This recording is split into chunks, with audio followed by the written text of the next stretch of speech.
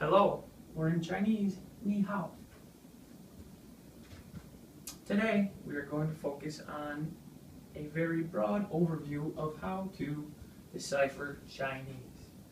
We're going to discuss written, verbal, social, and religious factors that play into how the Chinese communicate within their own culture, how they communicate with other Asian cultures, how they communicate with Europeans and or Western societies.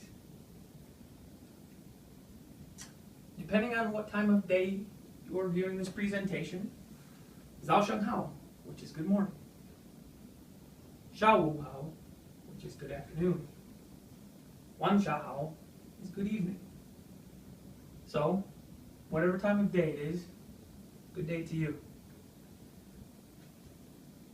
As society grows and our population reaches nearly 8 billion, there are 1.35 billion Chinese on the planet currently, and their population continues to grow at an exponential rate in comparison to European and American cultures. There are two spoken forms of Chinese within mainland China: Mandarin and Cantonese. Mandarin is the official language of mainland China and is spoken by more than 70% of the population. So that is where we're going to focus the majority of our attention, because as we travel to China for business or maybe pleasure, there's a good chance that we're going to encounter those that speak the Mandarin dialect. Not only are there two main dialects, within that there are subgroups similar to what we see here in the United States, where we have a New England accent or we have a Southern accent, maybe a Midwestern. So there are even subcultures or subdialects within those two main focus areas.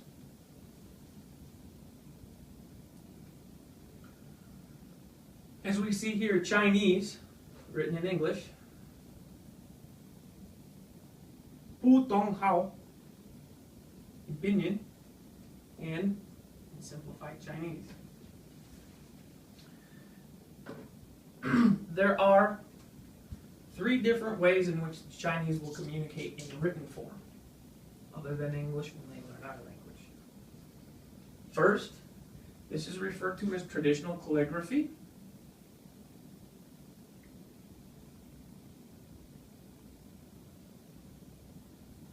Traditional. This is simplified.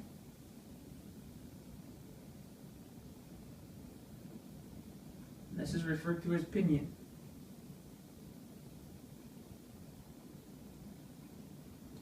All three of these are rooster or chicken. Depending on what part of the country you're in, they all have roughly the same meaning. Chicken is an overall, includes roosters and hens. Rooster is very specific, but overall, if you go into China and you say "ji," they all understand chicken. They have a different connotation as male, female, but in essence, it's the same. So we'll see these typical forms of Chinese within mainland China. As the generations continue to grow, they move more towards a simplified. If we notice here, a lot of the simplified Chinese looks very similar to, if it's an animal, like the character itself, looks similar to an animal. Pinyin was established to help Westerners learn how to speak Chinese. Within Chinese, there are tones. And for those of you who have taken Spanish, this will sound familiar. As Americans, we have what's referred to as a lazy tongue. We don't enunciate a lot. While within Chinese, they have 4 specific tones. First one is flat.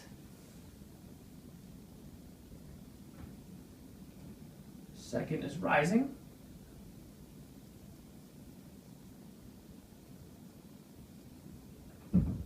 Third is falling, rising.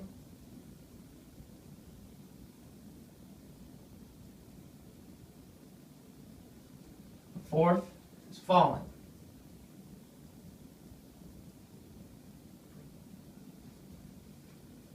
It is very important that as we learn to speak and to read Chinese, that we understand that these tones can have completely different meanings for words that have the same characters, the same letters in English, if you will.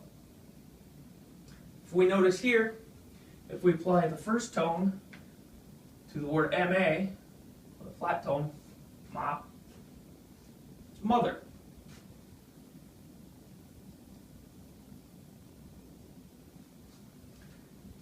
If we apply the second tone to the same letters as a rising, ma, this is numb, like the feeling you get when you sit on your foot too long, or maybe your hand or your elbow.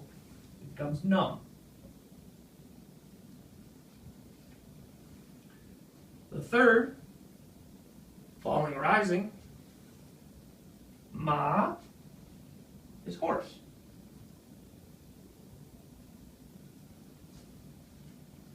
And the fourth tone, which is falling to the same letter, ma, is to scold.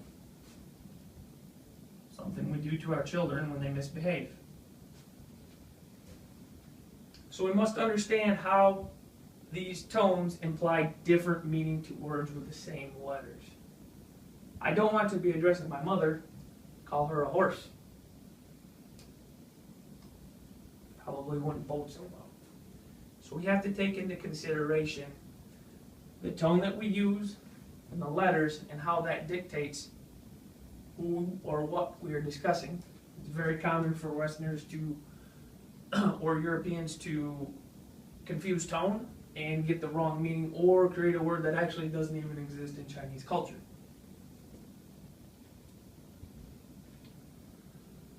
Next, we're going to discuss how religion, or specifically Confucianism, has dictated how relationships and communications occur within Chinese culture.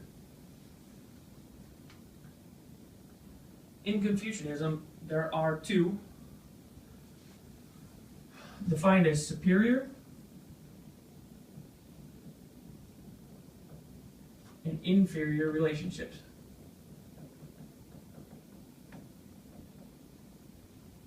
The first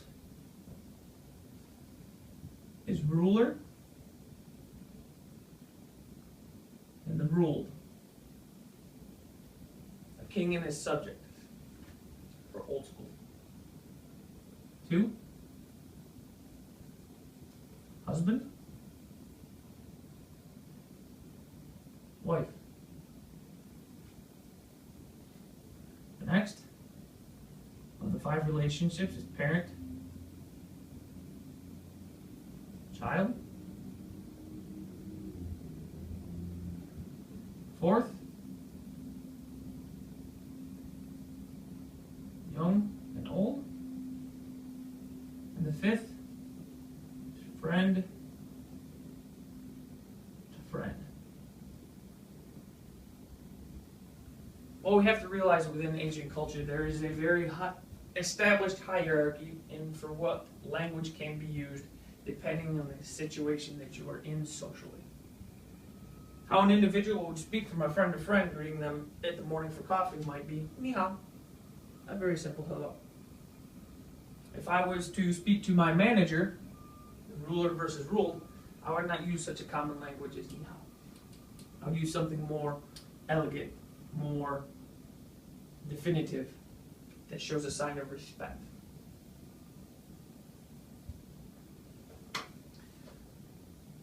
These same rules apply when you're talking to your parents,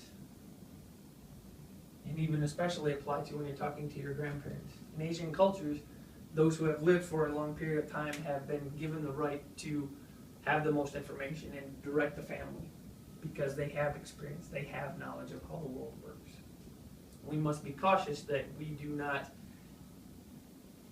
even as Westerners, violate these rules. We need to understand how to communicate effectively within these 5 relationships that were defined by Confucianism.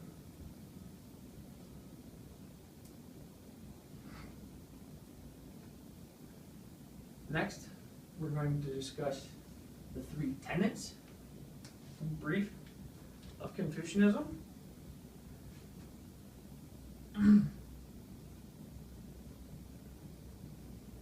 One is that people by nature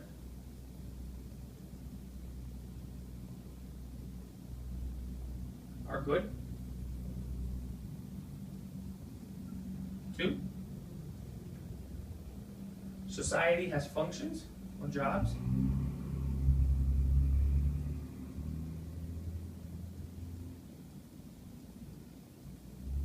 And three, ruler has an obligation